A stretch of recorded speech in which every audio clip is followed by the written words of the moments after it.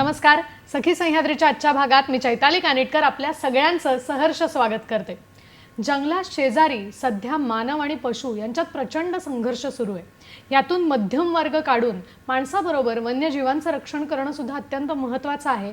याचं कारण पर्यावरणाची साखळी पूर्ण करण्यामध्ये वन्यजीव हे फार महत्त्वाची भूमिका बजावतात. या वन्यजीवांचं महत्त्व ओळखूनच 1955 सालापासून 2 ऑक्टोबर ते 8 ऑक्टोबर हा जो सप्ताह आहे हा वन्यजीव सप्ताह म्हणून आपण साजरा करण्याची प्रथा आणि परंपरा सुरू केली.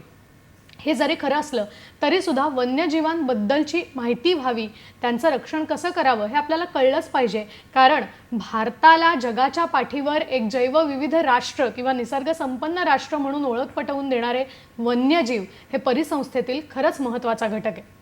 या दृष्टिकोनातून या वन्यजीवांचा अभ्यास करण्यासाठी, त्यांचं संवर्धन करण्यासाठी आपण काय भूमिका बजावू शकतो, आपल्या जबाबदाऱ्या काय आहेत, हे सगळं जाणून घेण्यासाठी आजचा सखी सह्याद्रीचा विषय. पाहूया आजचा विषय नेमका काय आहे तो. आज आपण बोलणार आहोत वन्यजीव माहिती आणि संवर्धन या विषयावर. आणि आपल्याला मार्गदर्शन करण्यासाठी आपल्याबरोबर स्टुडिओमध्ये एक तज्ज्ञ सखी आपण इथे निमंत्रित केलेली आहे.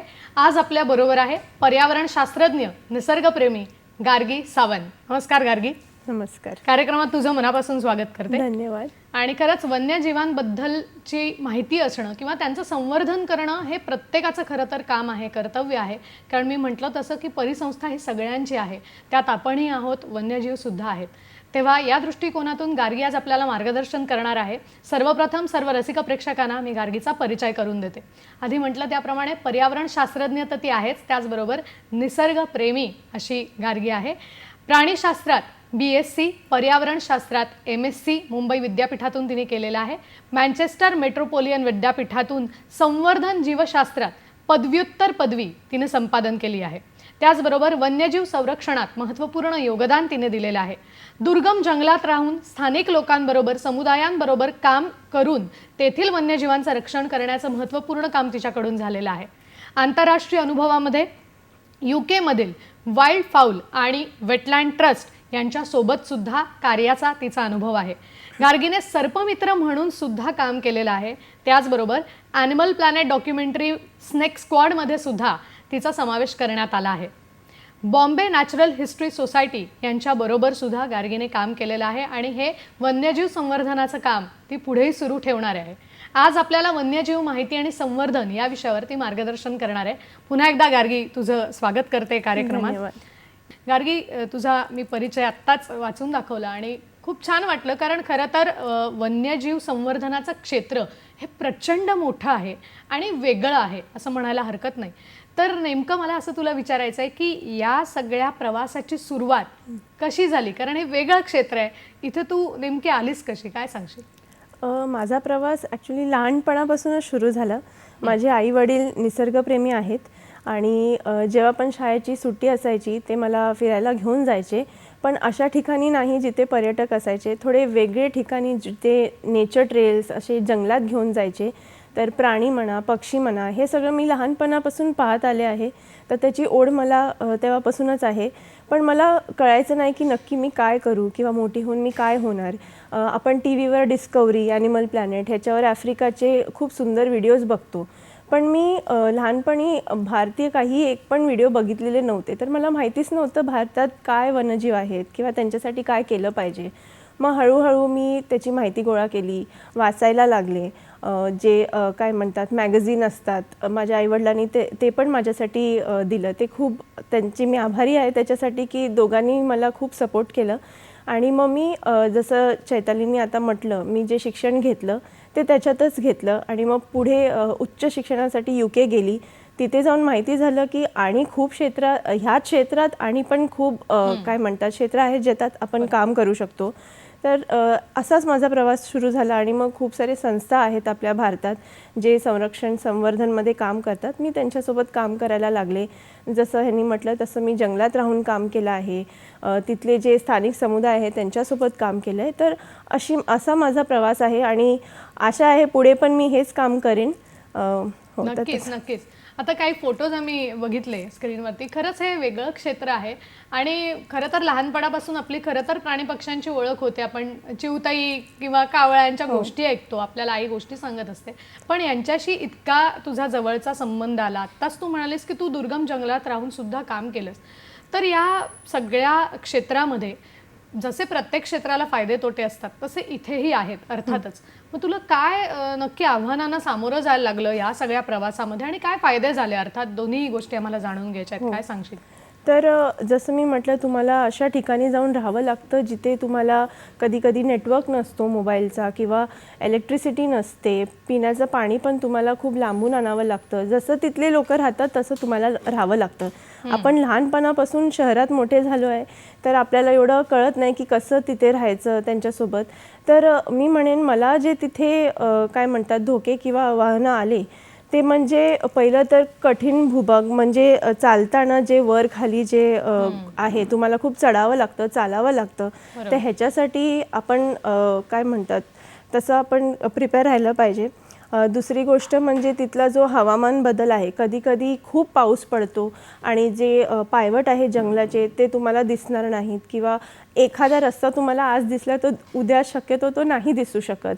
आणि मग कधी गारा पडला किंवा खूप ऊन असलं तर हे सगळे तुम्हाला त्याच्यात आव्हानं येतात. आणि मग तिथले जे स्थानिक राजकारण आहे तिथले लोक कधी कधी तुम्हाला काय म्हणतात एक धोका म्हणून बघू शकतात, कारण तुम्ही शहरातून आले आहे.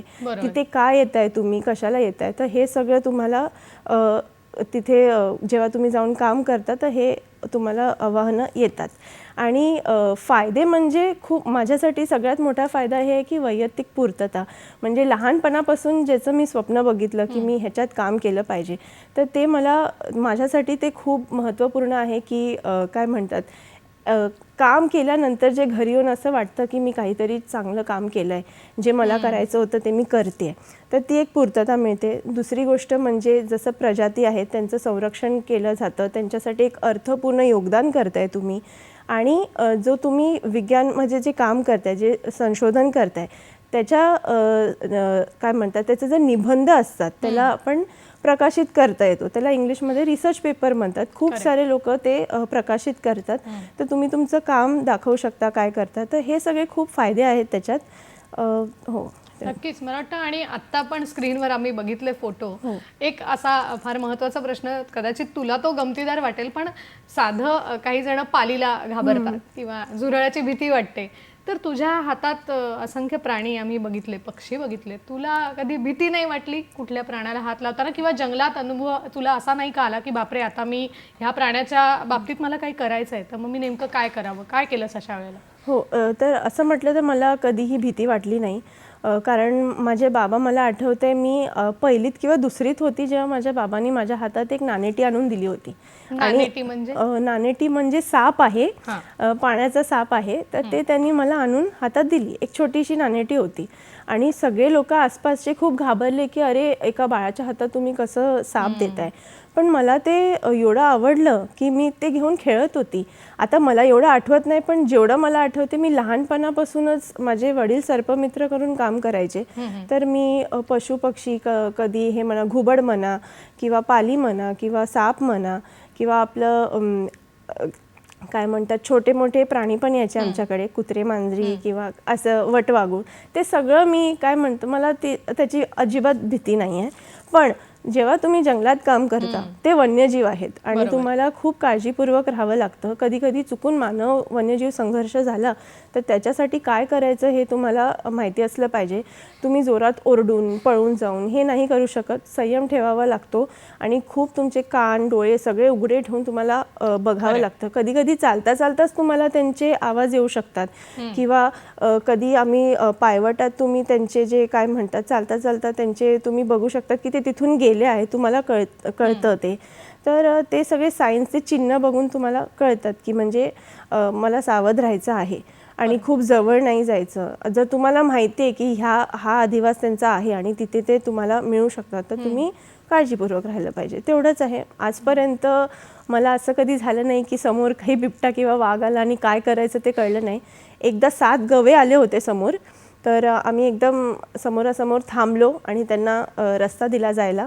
तर ते गेले, त्यांनी काही केलं नाही असं. मला वाटतं हे या क्षेत्रात जाऊ पाहणाऱ्यांसाठी तू सांगितलेली ही माहिती फार महत्त्वाची आहे की प्राण्यांची मुळातच भीती न वाटणं किंवा त्यावेळेला अभ्यासपूर्ण प्रसंगवधान राखून काम करणं हे खूप महत्त्वाचं आहे. गार्गी, एक फोन येतोय आपल्याला, तो आपण घेऊया.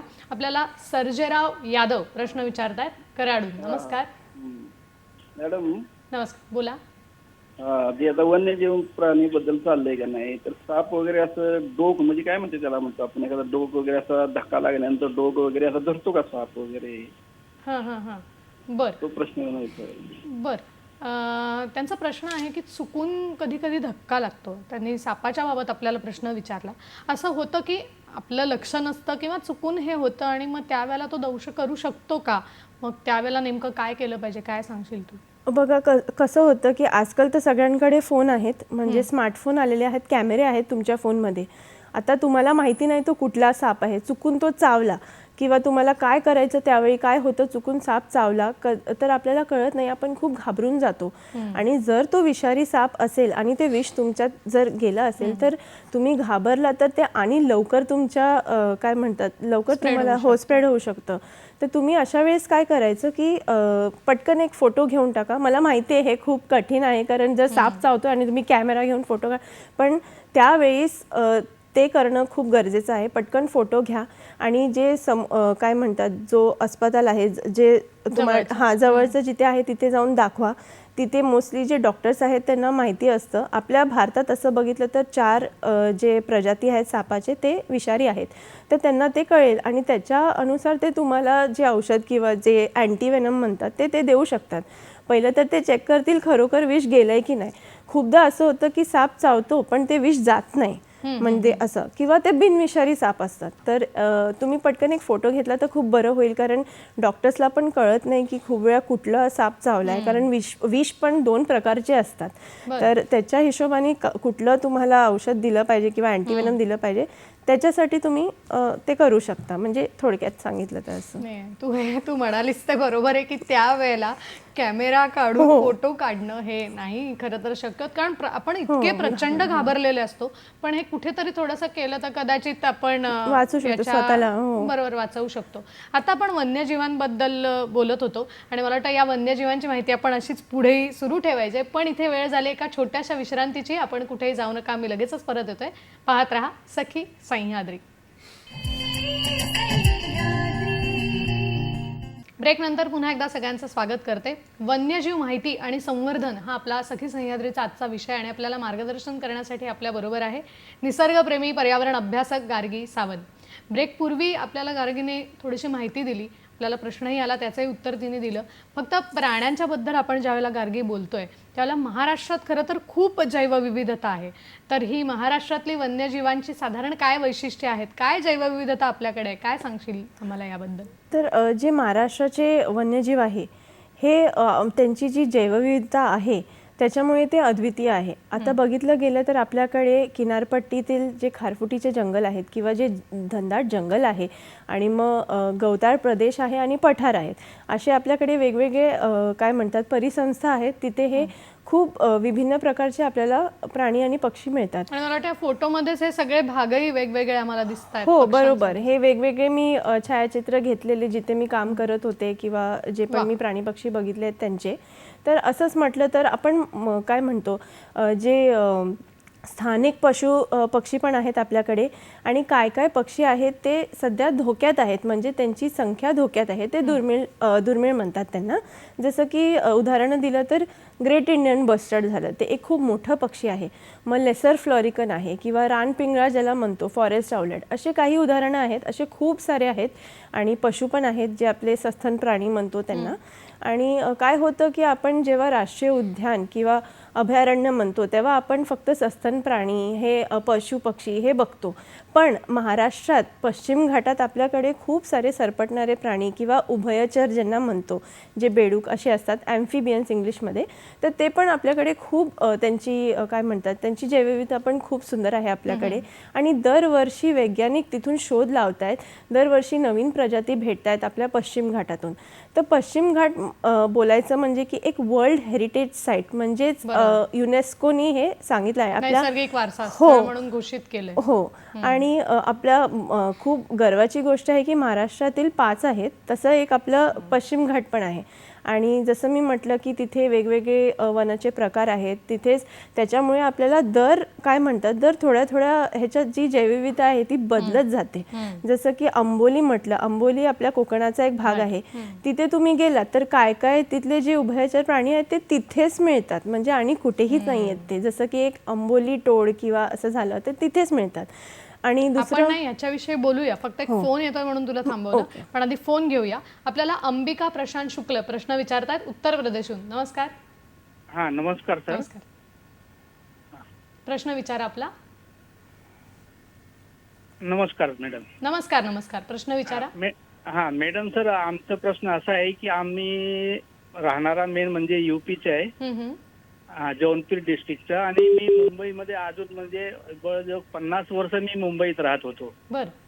मग गावी आलोय, पण गावी सर माझं 2 प्रॉब्लेम आहे. मी माझं घर एकदम म्हणजे जंगलासारख्या एरियामध्ये आहे. सर्प वगैरे भरपूर निघतात आणि कुठचं सर्प हे आपल्याला समजत नाही. कधी कधी ते आता मी आलो 5-10 दिवस झाले, आमच्या घरामध्ये 2-3 सर्प निघाले. बर.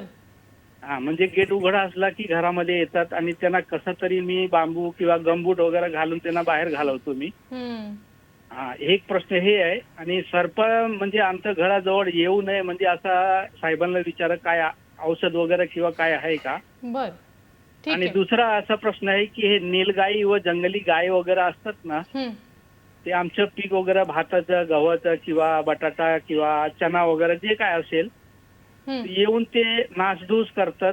त्यांच्यापासून संरक्षणासाठी काय उपाय आहे का, त्या साहेबांना विचारा. नक्की गार्गे मॅडमला. नक्की नक्की. मला वाटतं ते उत्तर प्रदेशहून आपल्याला कनेक्ट झाले हीच मोठी गोष्ट आहे. आणि त्यांनी खरंच जे प्रश्न विचारले ते कदाचित इतर लोकांच्याही मनात असतील.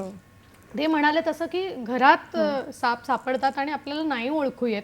आणि ते म्हणले तसं की शक्यतो आपण बाहेर काढण्यासाठी जे साधन हातात येईल ते वापरून काढायचा प्रयत्न करतो.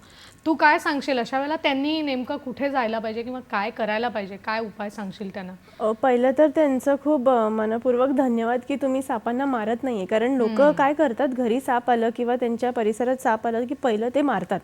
तुम्ही एवढं गमबूट घालून बांबूनी त्यांना बाहेर काढताय ते खूप चांगली गोष्ट आहे.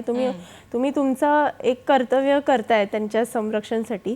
पण काय होतं, जंगलाच्या ठिकाणी किंवा अशा भागी जेव्हा आपण राहतो तेव्हा हे सर्प हे घराच्या आसपास असतातच. ते कारण काय, ते त्यांचा आदिवासी, आपण जाऊन तिथे राहतोय. पहिले तर ते होते, नंतर आपण जाऊन तिथे राहायला लागलो. तर अशा वेळेस तुम्ही काय करा की जर तुम्ही तुमचं परिसर जरा स्वच्छ ठेवू शकता. साप कशासाठी येतो, पहिली गोष्ट तर तो अन्नासाठी येतो. म्हणजे एक उंदीर किंवा पाल ह्याच्या मागे तो घरापर्यंत आपल्या पोचतो. किंवा जी उष्णता मिळते त्याला आपल्या घराच्या आसपास. कधी काय होतं, हिवाळ्यात किंवा असं सापांना उष्णता पाहिजे असते, त्याला बास्किंग म्हणतात. म्हणजे ते उन्हात बसतात, थोडं त्यांची बॉडी जी आहे ती जरा गरम झाली की ते निघून जातात. तर अशा वेळेस तुम्ही तुमचं परिसर जेवढं होतं तेवढं स्वच्छ ठेवा. आणि आता मला माहिती नाही आहे तुमच्या आसपास जर सर्पमित्र कोणी आहे, कारण अशा ठिकाणी सर्पमित्र असणं हे कठीण आहे.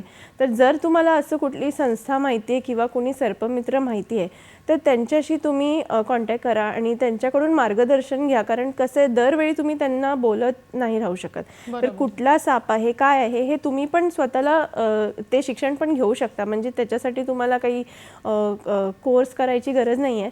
साधारण एक पुस्तक किंवा आजकाल सगळ्यांकडे स्मार्टफोन आहे, गुगलवर तुम्ही टाकलं तर तुम्ही एक माहिती घेऊ शकता की बाबा आपल्या आसपास कुठले साप दिसतात आणि त्याच्यासाठी मी काय करू शकतो.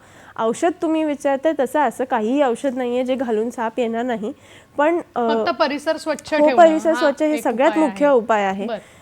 आणि दुसरं ते बोलले नीलगाय आणि हे येतात त्यांच्या शेत उद्ध्वस्त करतात आणि खरं तर त्यांनी होतं म्हणजे नुकसान अनेकांचं होतं. हो, हे मी जवळून पाहिलंय. कारण मी जिथे काम करायची मध्य प्रदेशमध्ये आणि तिथे जे शेत होते तिथे नीलगाय म्हणा किंवा वांडर असतात ते लंगूर असते किंवा जे जंगली बोर म्हणतात त्यांना, जे डुकरं असतात ते येतात आणि ते सगळं सर्वनाश करून जातात.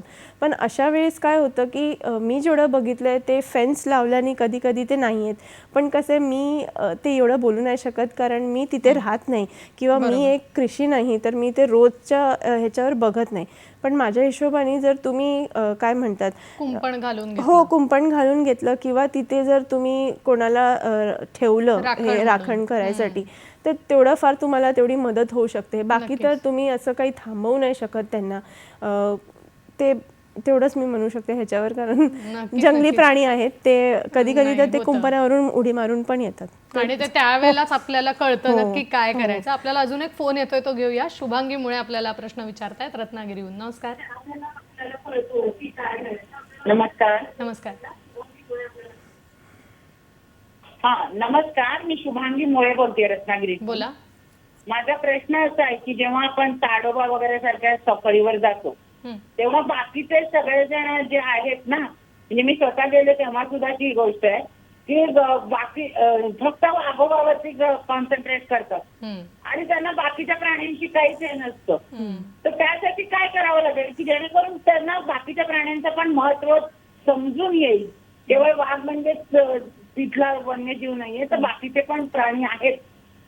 खरंय. वाघासारखे इतरही प्राणी आहेत की ज्यावेळेला निसर्ग सफारीला म्हणून आपण जातो तर त्यावेळेला काय त्या म्हणतात तसं काय हे महत्व कसं समजून दिलं पाहिजे आणि यांनी सुद्धा साधारण काय काळजी घ्यायला पाहिजे प्रत्येक ठिकाणी जे जंगल सफारींचं आयोजन करतात त्यांनी, काय सांगशील?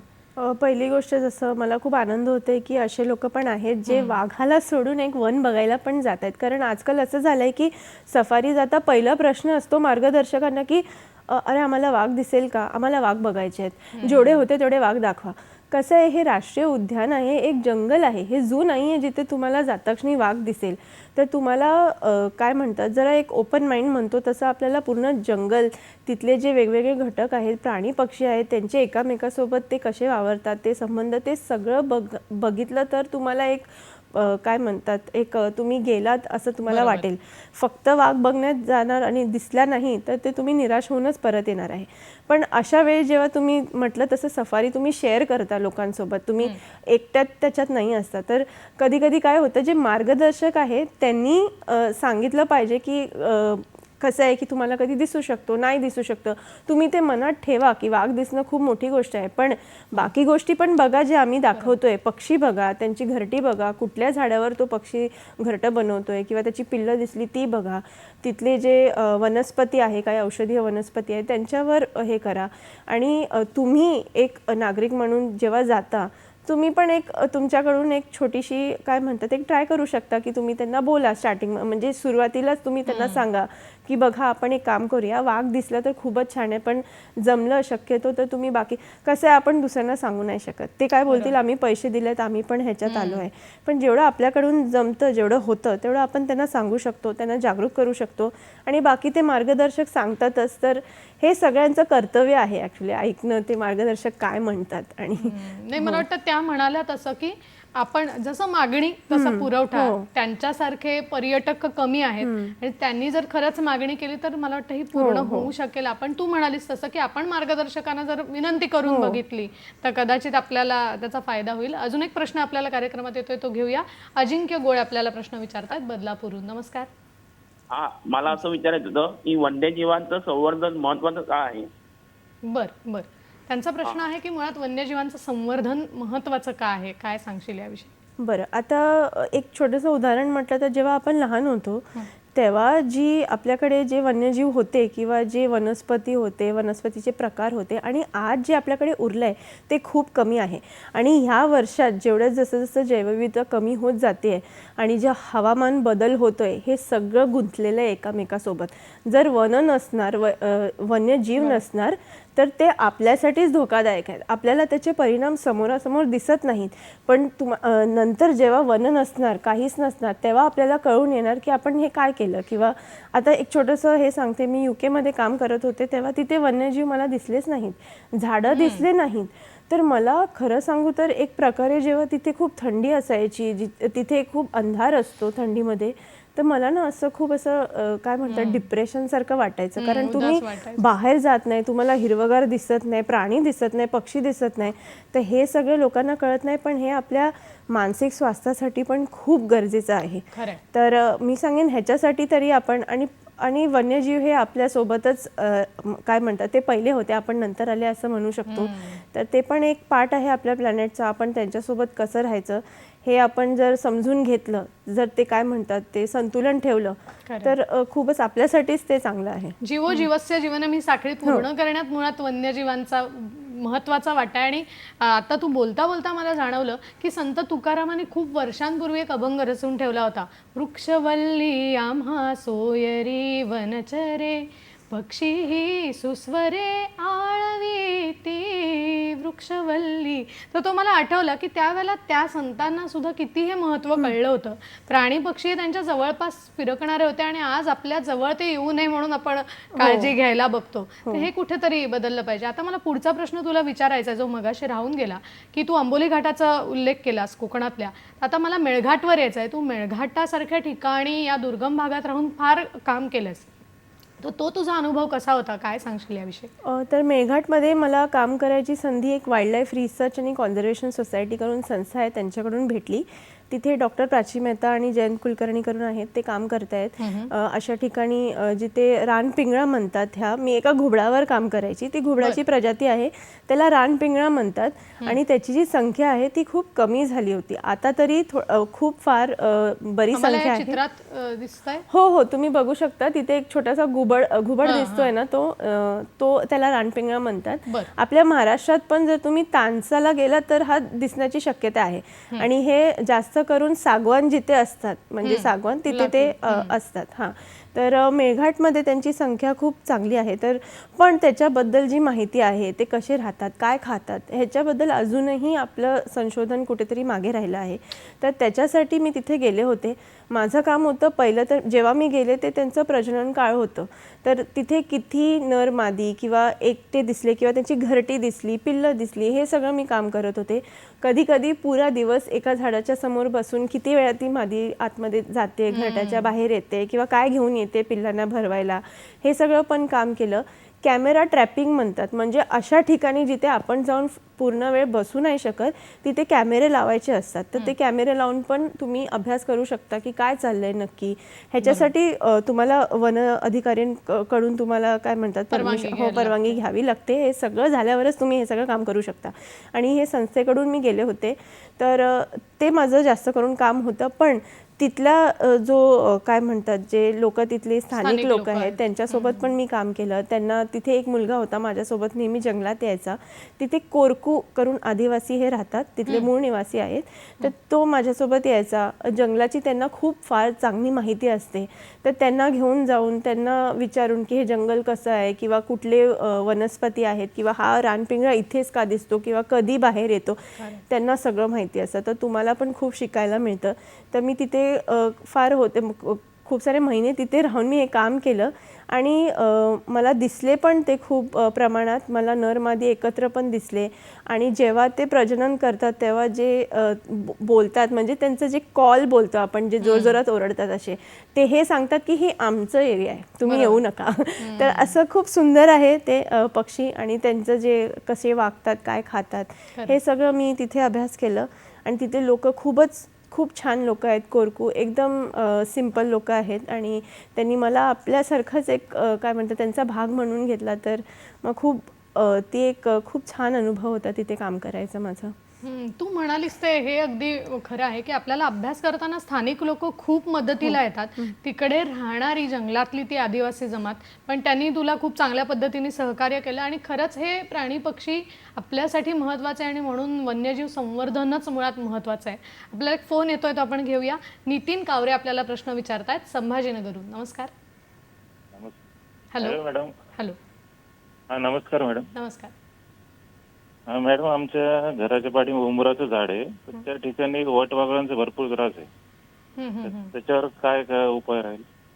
वटवाघळ. बरं, हां. उंबराचं झाड आहे आणि वटवाघळांचा थोडा. उंबराचं झाड असणं आणि वटवाघळ येणं हे तर खूप छान आहे. म्हणजे मला आवडेल माझ्या घराच्या मागे वटवाघळ आली तर. ते नक्की खरं सांगते, कोविड नंतर जे कोविड झालं त्याच्यानंतर खूप असे अफवा होती की वटवाघूळ चावलं तर तुम्हाला कोविड होईल किंवा कुठले तरी असे रोग होतील. पण वटवाघूळ हे येऊन तुम्हाला असं चावत नाही किंवा कुठलेही प्राणी तसं बघितलं तर त्यांना तुमच्याशी काही घेणं देणं नाही आहे. जोपर्यंत तुम्ही त्यांच्या खूप जवळ जात नाही किंवा त्यांचा जो अधिवास आहे त्याच्यात त्यांना जाऊन काही दगड मारत नाही किंवा काही करत नाही, ते तुम्हाला काहीच करणार नाही. तर वटवाघूळ असणे हे खूप छान आहे तुमच्यासाठी. जर तुमच्या आसपास काही अशी वनस्पती आहेत तर वटवाघूळ त्या वनस्पतीचे जे फुलं आहेत ते पॉलिनेशन म्हणतात, त्याच्यात पण ते खूप मदत करतात. आणि तुमच्या इथे जर कीटक आहेत, जे किडे आहेत किंवा फुलपाखरूसारखे एक मॉथ म्हणतात त्याला, ते पण ते खातात. तर वटवाघूळ असणे हे खूप चांगली गोष्ट आहे. मी तर सांगेन राहू द्या, काही करू नका, ते तुम्हाला येऊन चावणार नाही. चुकून घरात आला काही झालं तर तुम्ही त्यांना आरामात उठवून बाहेर ठेवू शकता. जर तुम्हाला त्यांचं संरक्षण नाही करायचं तर नका करू, पण त्यांना काय म्हणतात तसं त्रास पण नका देऊ किंवा डिस्टर्ब नका करू. ते त्यांची हाकालपट्टी हो, करू नका. ते आपलं राहतील. ते चांगलं आपलं खूप चांगली गोष्ट आहे की आहेत ते. आता पण तुम्ही बघणार तर त्यांची पण संख्या कमी होते. ते असणं ते मला तरी वाटतं ती खूप छान नितीनजी, गोष्ट तुम्ही आहे. भाग्यवान आहात की असा एखादा पक्षी जो दुर्मिळ होत चाललाय किंवा प्राणी त्यात तो तुमच्या जवळ उमराचा आणि झाड आहे. मुळात झाड असणं हे सुद्धा फार महत्वाचं झालंय. अलीकडे इमारतींच्या जंगलात झाडं, पक्षी, प्राणी हेच खरं तर दुर्मिळ आहेत. आता आपण पुढच्या तुझ्या अनुभवाकडे जाऊया की मेळघाट तर झालं, तिथला तू अनुभव सांगितलास, तसंच तू पेंचला सुद्धा काम केलंयस, तर तिकडच्या अनुभवाविषयी काय सांगशील? पेंचमध्ये मी एक डॉक्टर माहीपुरी करून होते, ते PhD करत होते तेव्हा, त्यांच्यासोबत मी काम करायची. तर तिथे मेन म्हणजे मला ॲग्रो फॉरेस्ट्री म्हणतो आपण, म्हणजे कृषी वनीकरण जे असतं त्याच्यावर आम्ही काम करत होतो. हे बघायला की तिथली लोक किती ते करण्यासाठी त्यांना काय म्हणतात ते रेडी आहेत की नाही किंवा त्यांना माहिती आहे की नाही त्या विषयाबद्दल. तर काय होतं, आम्ही ज्या स्थळात काम करत होतो ते सगळे राष्ट्रीय उद्यानाच्या किंवा हे व्याघ्र प्रकल्प म्हणतात, म्हणजे टायगर रिझर्व, ह्याच्या आसपास ते जी वस्ती आहेत, जे लोक राहतात, तिथे जाऊन आम्ही काम केलं आहे. तर हे जे राष्ट्रीय उद्यान म्हणतात किंवा अभयारण्य म्हणतात, हे सगळे प्रोटेक्टेड एरियाज, म्हणजे ह्यांना संरक्षण दिलं जातं ह्या एवढ्या एरियाला. पण त्याच्या बाहेर जे एरिया आहे, आता प्राणींना तर माहिती नाही आहे की बाबा एवढी एरिया आहे तिथेच मला राहायचं आहे, ते प्रोटेक्टेड आहे, किंवा बाहेर गेलं तर ते नॉन प्रोटेक्ट, ते फिरतात सगळीकडे. तर हे लोक जे राहतात ते एकदम काय म्हणतात त्याच्या कडेलाच राहतात. तर ते कसे तिथे राहतात, जेव्हा ते शेती करतात तेव्हा ते कुठले प्राणी बघतात. तर आम्ही छायाचित्र घेऊन जायचो आणि त्यांच्याशी बोलायचो की तुम्ही हा प्राणी बघितला आहे का, आणि आम्हाला हे पण कळायचं की त्यांना माहिती पण आहे का हा प्राणी इथे आहे की नाही. जसं एक माणसाने तरस बघितला आणि म्हटलं हा झेब्रा आहे, तर त्याला आम्ही विचारलं की तुम्हाला झेब्रा कुठून कळला, तर तो बोला TV पे देखा. म्हणजे ते मध्य प्रदेशमध्ये होतं तर ते हिंदीमध्येच बोलायचे सगळे. आणि मग त्यांना आम्ही विचारलं की जर असं काही प्रकल्प आला जिथे तुम्हाला तुमचं जे शेत आहे त्याचा एक छोटासा भाग हे कृषी वनीकरणासाठी द्यावं लागलं, पण तुम्हाला त्याच्या पैसे किंवा जे पण मिळतील तर तुम्ही देणार का. तर हे पण आम्ही बघत होतो की ते किती तयार आहेत हे सगळं करायला. तर हा प्रोजेक्ट होता आणि त्याच्यासाठी आम्ही दिवसभर बाहेर फिरायचो, गावागावी जायचो आणि तिथल्या सरपंचशी भेटायचो. मग ते आम्हाला सांगायचे ह्यांच्या घरी जा, त्यांच्या घरी जा. मग त्यांच्याशी वार्तालाप केलं. मग कॅमेरा ट्रॅपिंगसाठी एक वेगळी काय म्हणतात तयारी लागते. तुम्हाला आतमध्ये जाऊन कॅमेरे लावायचे आहेत अशा ठिकाणी जिथे तुम्ही नेहमी जाऊ नाही शकत. आणि मग थोड्या दिवसानंतर जाऊन ते कॅमेरे परत काढून आणायचे. मग तुम्हाला दिसतात की तिथे कुठले प्राणी गेले आहेत. तर अशा ठिकाणी आम्हाला जे तिथले सस्तन प्राणी होते, वाघ झाला, बिबट झालं, अस्वल, ढोल, असे वेगवेगळ्या प्रकारचे आम्हाला प्राणी तिथे कॅमेरामध्ये आले होते. तर त्याची माहिती गोळा केली आम्ही. असं खरं आहे, मला वाटतं हा एक वेगळा अनुभव आहे. तू या क्षेत्रात काम करतेस, कदाचित आपल्यापैकी कोणी जर याच्यामध्ये रस दाखवत असेल की या क्षेत्रातही जायचं आहे तर त्यांच्यासाठी तू सांगतेस ही माहिती मला वाटतं खूप महत्त्वाची आहे. आता मला पुढचा प्रश्न तुला असा विचारायचा आहे की ज्यावेळेला आपण जंगल सफारीला जायचं ठरवतो, आधी मुंबईच्या जवळपासची ठिकाणं मी तुला विचारणार आहे की अशी जंगल सफारी आपल्याला कुठे करता येऊ शकते, आणि ज्यावेळेला आपण जंगल सफारीला जातो त्यावेळेला नेमकी काळजी आपल्याला एक पर्यटक म्हणून काय घ्यायला हवी. कारण आपण एरवी सहलीला जातो तेव्हाच आपलं वागणं आणि अशा ठिकाणी जातो तेव्हाचं वागणं यात निश्चित फरक असायला हवा. तर तो नेमका कुठला हे जाणून घ्यायचं, काय सांगू? तर तो फरक असणे खूप गरजेचं आहे, कारण खूप लोक असंच फिरायला पण जातात. ते काय वाईट नाही, पण तिथे जाऊन आवाज करणे किंवा जोरजोरात फोनमध्ये गाणी वाजवणे हे करू नका. पहिली गोष्ट तर तुम्ही कुठे जाताय त्याच्याबद्दल एक छोटीशी माहिती गोळा करा. आजकाल गुगलवर सगळं मिळतं तुम्हाला. तर एक उदाहरण म्हटलं तर तुम्ही माथेरान जाताय. माथेरान एक हिल स्टेशन आहे. तिथे काय कुठल्या प्रकारचे वनस्पती आहे किंवा कुठले पक्षी मिळतात हे जर तुम्ही पहिले जायच्या आधीच थोडंसं माहिती गोळा केली तर तुम्ही तिथे गेल्यानंतर तो पक्षी दिसला तर तुम्हाला एक वेगळा उत्साह असतो त्या गोष्टीचा. तर आपल्या मुंबईच्या आसपास म्हटलं तर सफारी असं नाही बोलू शकत, पण तुम्ही नेचर ट्रेलसाठी जाऊ शकता नक्की. कर्नाला बर्ड सँक्च्युरी झालं, फणसाड झालं किंवा तुंगारेश्वर आहे, तिथे खूप पक्षी दिसतात. येऊर हिल्स आहे. सगळ्यात मोठं आपलं संजय गांधी नॅशनल पार्क आहे. म्हणजे ते एक राष्ट्रीय उद्यान आहे जे शहराच्या मध्ये आहे. मला नाही वाटत असं कुठलंही राष्ट्रीय उद्यान आहे जिथे एवढ्या वस्ती आहेत आणि ते शहराच्या मधील आहे. तर तुमचं नशीब चांगलं असतं तर चालता चालताच बिबट्या पण दिसून जाईल किंवा जे तिथे हरणाचे प्रकार आहेत, सांबर आहे, चितळ आहे, भेकर आहे, हे तुम्हाला आरामात दिसू शकतात. आणि मग माथेरान मी म्हटलं, तिथे माथेरानमध्ये चालावं खूप लागतं. तर तुम्ही तिथे चालता चालता खूप सारे पक्षी पाहू शकता ह्या सगळ्या ठिकाणी. आणि एक जर तुमच्याकडे वेळच नाही आहे, तुम्हाला असं पटकन काहीतरी छान बघायचं आहे, तर तुम्ही Thane flamingo wild life sanctuary आता जी आपली आहे, ठाण्याची जी खाडी म्हणतो आपण, वाशी खाडी, तिथे तुम्ही जे मच्छीमार लोक आहेत ते आता मार्गदर्शक करून काम करतायत. तर तुम्ही त्या बोटीचा वापर करून त्यांच्यासोबत आत जाऊ शकता. आणि फ्लेमिंगो हे पक्षी आपल्या भारतात 2 प्रजाती आहेत, ते तुम्ही बघू शकता. आणि जे वेगवेगळे काय म्हणतात समुद्री पक्षी, त्यांना वेडर्स म्हणतो, हे स्थलांतरित पक्षी आहेत. तर ते त्याच वर्षाला त्याच तुम्हाला टायमाला दिसतील. तर तुम्ही जाऊन ते नक्की बघा आणि त्याचा आनंद घ्या. आपल्या मुलांना पण घेऊन जा, त्यांना दाखवा, कारण ह्यांचे पण संख्या हळूहळू धोक्यात आहे. आणि काय माहिती उद्या हवामान जे बदल होत आहे त्याच्यामुळे कधी ते येऊ पण शकतात किंवा बंद पण करू शकतात आपल्या इथे ह्याचं. तर त्याच्या आधी मी म्हणेन करा. आणि ह्या सगळ्या ठिकाणी तुम्ही जाऊ शकता. आणि तुम्ही म्हटलं तसं जेव्हा एका सफारीला जाता, आता ताडोबा झालं, तिथे जंगल सफारी आहेत, गाडीतून बसून तुम्हाला आत जावं लागतं. तिथे नियम लिहिलेले असतात, पण मला नाही वाटत कोणी वाचतं ते. सगळे एवढे उत्साहित असतात. हो. तर आणि मार्गदर्शकांचं काय झालंय, बिचारे त्यांना तेच करावं लागतं जे पर्यटक त्यांच्याकडून विचारतायत. तर तुम्ही हे बघा की तुम्ही जाताना जरा काय म्हणतात सगळं वन बघा. फक्त ते आता जसं आपला एक कॉल आला होता, फक्त वाघावर तुम्ही कॉन्सन्ट्रेट केलं तर तुम्ही बाकी काहीही बघू नाही शकत. तर ते करा. आणि थोडे दिवस पूर्वी आपल्या इथे एक सखी आल्या होत्या, गार्गी गीत, तिने खूप सुंदरपैकी प्लॅस्टिक हा कचरा याच्याबद्दल सांगितलं होतं. तर जाताना हे बघा की तुमच्याकडे प्लॅस्टिकची बॉटल किंवा पिशवी असं काही असेल तर नेमकं ते घेऊन नका जाऊ. आणि जर चुकून घेऊन पण गेला तर ते तिथे टाकून येऊ नका. आता आणखीन याबद्दल आपण जाणून घेऊया, पण आपल्याला फोन येतोय तो आपण घेऊया. आपल्याला उमेश कांबळे प्रश्न विचारतायत सांगलीहून. नमस्कार. हा, मला विचारायचं होतं मॅडम की बटरफ्लाय कन्झर्वेशन म्हणून. Hello madam. बोला बोला. नमस्कार. प्रश्न विचारा आपला, ऐकू येतोय आवाज. एक नागरिक म्हणून बटरफ्लाय कन्झर्वेशन म्हणून आपण शहरामध्ये काय करू शकतो मॅडम? खूप छान प्रश्न विचारलायत आपण आणि आपल्या प्रश्नाचं उत्तर मॅडम कडून जाणून घेऊया आपण. पण इथे वेळ झाली एका छोट्याशा विश्रांतीची. आपण मात्र कुठेही जाऊ नका, आम्ही लगेचच परत येतोय. पाहत रहा सखी सह्याद्री. ब्रेक नंतर पुन्हा एकदा सगळ्यांचं स्वागत करते. वन्यजीव माहिती आणि संवर्धन आजचा विषय आहे आणि आपल्याला मार्गदर्शन करण्यासाठी आपल्याबरोबर आहे गार्गी सावंत.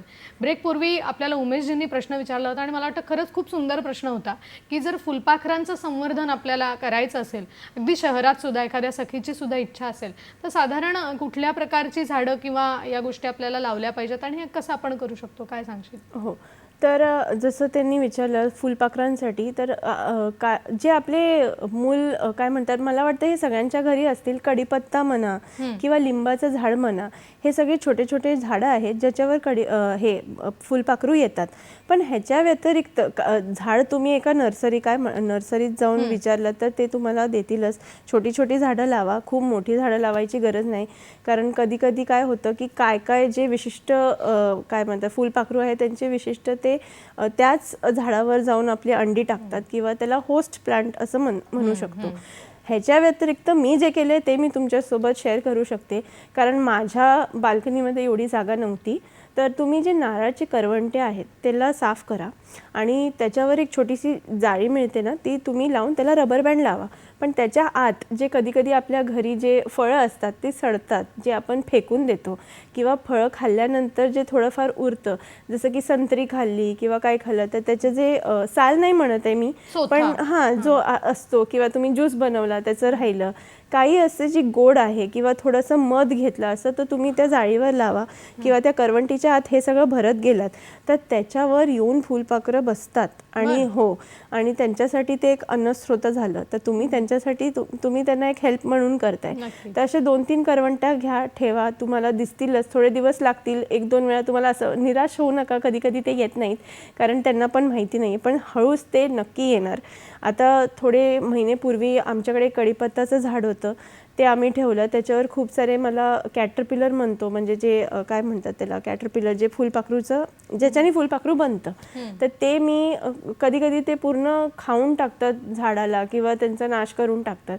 अशा वेळेस मी काय केलं की एका छोट्या डब्यात त्यांना काढून ठेवलं आणि रोज त्यांना 2 ते 3 पानं देऊन त्यांना मोठं केलं आणि हळूच ते फुलपाखरू बनून उडून पण गेलं. तर हे पण तुम्ही करू शकता, म्हणजे छोट्या छोट्या प्लॅस्टिकच्या डब्यात होल पाडून त्यांना ठेवून तेवढेच पानं द्या, दिवसाचे तुम्ही 10 ते 12 पानं, किंवा जसं जसं ते मोठं होतं तसं देत राहा. ते ह्या सगळ्या छोट्या मोठ्या गोष्टी तुम्ही करू शकता. पाणी पण ठेवा. कधी कधी मी तुला विचारणारच होते की बटरफ्लाय तर झालं, म्हणजे फुलपाखराच्या संवर्धनाबरोबर इतर साधारण पक्षी सुद्धा यावेत आणि त्यांचे स्वच्छंद फिरावेत, आपल्या जवळपास राहावे, म्हणून एक सखी काय करू शकते हे मला विचारायचं होतं. आजकाल काय होतं की आपल्या घरी काही उरलं अन्न, जसं चपाती झाली, चिवडा झाला, हे पण लोक टाकतात, पण हे करू नका. आपल्याला वाटतं आपण त्यांना भरवतोय, आपण त्यांना छान अन्न देतोय, पण असं नाही आहे. तुम्ही वाचा, जे निसर्गामध्ये हे पक्षींना चपाती किंवा चिवडा हे कोणी देत नाही. ते जे खातात, म्हणजे जे दाणे खातात, तुम्ही भात असेल, तांदूळ असेल किंवा दुसरं काही खातात ते घाला. कावळ्यांना पण तुम्ही बघा तुम्ही काय भरवताय, कारण कसं होतं खूप वेळा ते खाऊन ते खातात पण नंतर त्यांना त्याचा त्रास होतो किंवा त्यांना एवढी सवय होऊन जाते की मग ते जे आपलं जे निसर्गातील जे अन्न ते असतं ते शोधत नाहीत आणि हळूहळू त्यांना सवय होत जाते आणि मग तुम्ही भरवता पण लोक नाही भरवत असतील किंवा त्यांना मिळणार नाही दुसरीकडे. आता एक सिंपल सांगितलं झालं तर एक कावळा आहे, त्याला मी रोज भरवते, पण आज मी इथून गेले आणि दुसरी ठिकाणी जाऊन राहिले, त्याला सवय आहे रोज यायची, पण तिथे जो दुसरा माणूस येईल तो नाही देईल.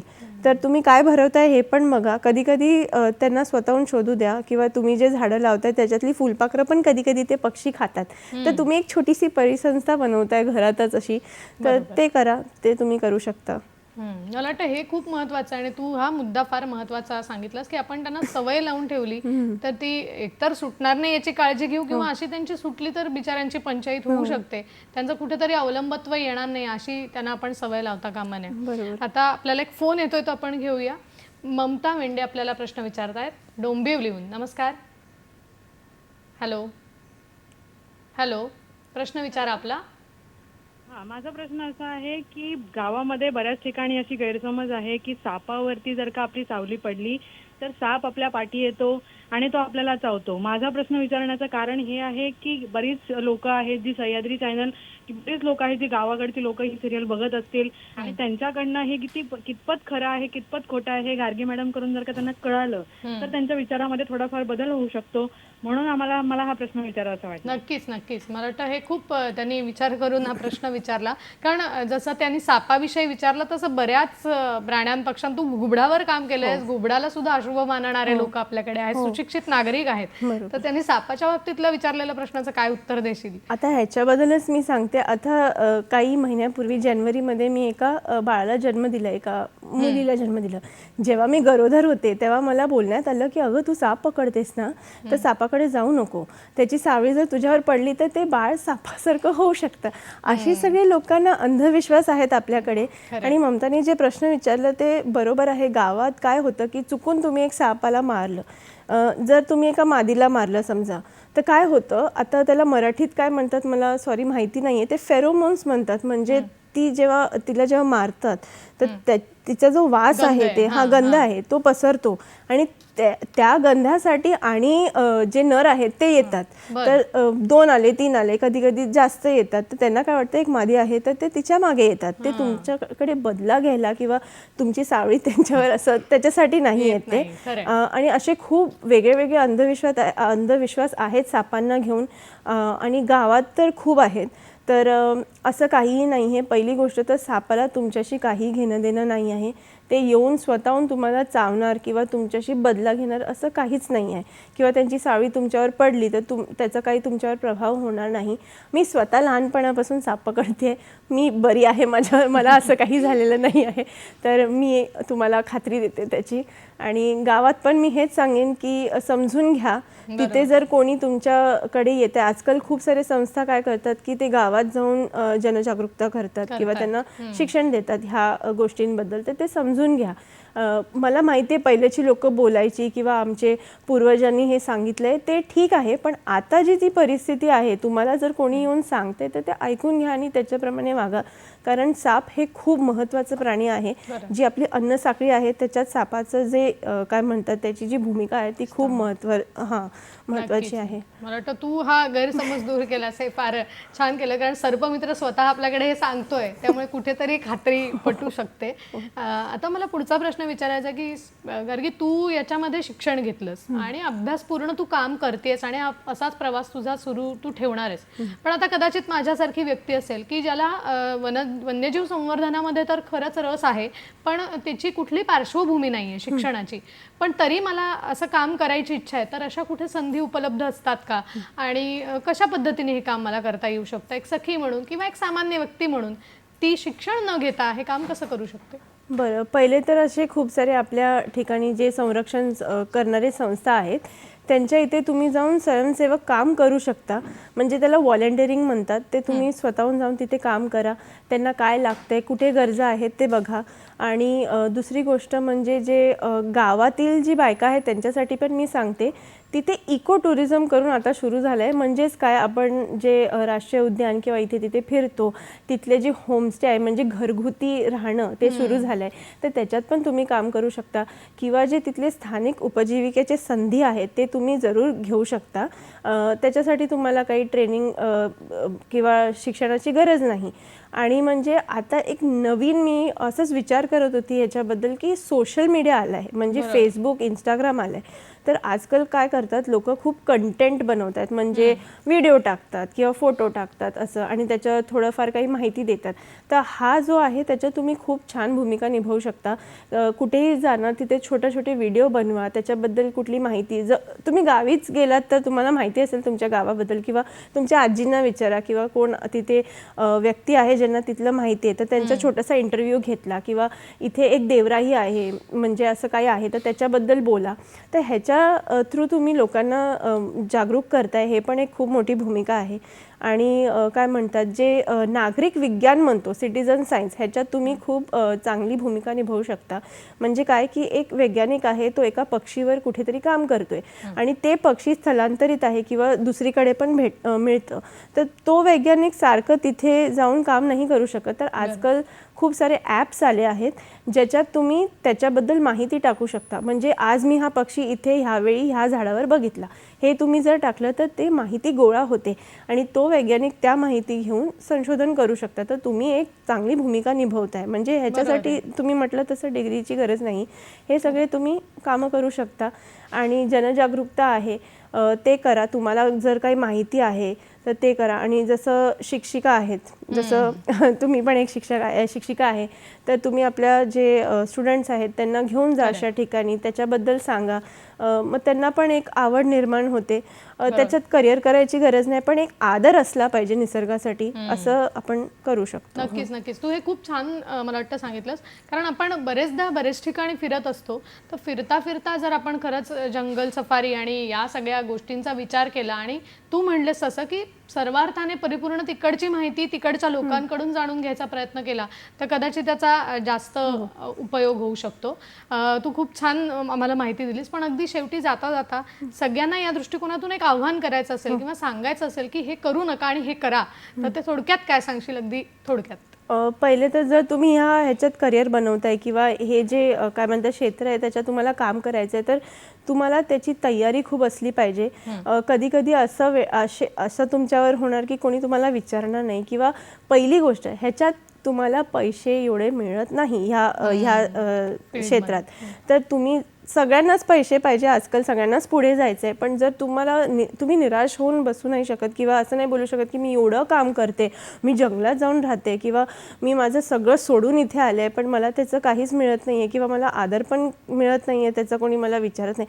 असे दिवस खूप असतात. पण स्वतःला प्रोत्साहित करत राहणे हे इम्पॉर्टंट आहे. खूप छान. मला वाटतं तू अतिशय चांगली माहिती दिलीस आणि मुळात म्हणजे तू इथे वेळात वेळ काढून आलीस, त्याबद्दल संपूर्ण सखी सह्याद्रीच्या टीमच्या वतीने मी तुझे मनापासून आभार मानते. थँक्यू. आणि खरंच सांगायचं तर वन्यजीव संवर्धन हा आपल्यासाठीच महत्त्वाचा विषय आहे, जो आजच्या या भागातून आपण उलगडला. तर कसा वाटला हे आम्हाला जरूर नेहमीच्या प्रतिक्रियांमधून कळवत राहा. जाता जाता एक छोटंसं इतकंच सांगावंसं वाटतं, जशी जपता मुले बाळे, जशी जपता मुले बाळे तसे जपावे वन्यजीवा, हिंसा नको निसर्गाची, द्यावे संजीवन सजीवा, द्यावे संजीवन सजीवा. भेटूया पुढच्या सखी सह्याद्रीच्या भागात एका नवीन विषयासह. आता मात्र निरोप घेते. नमस्कार.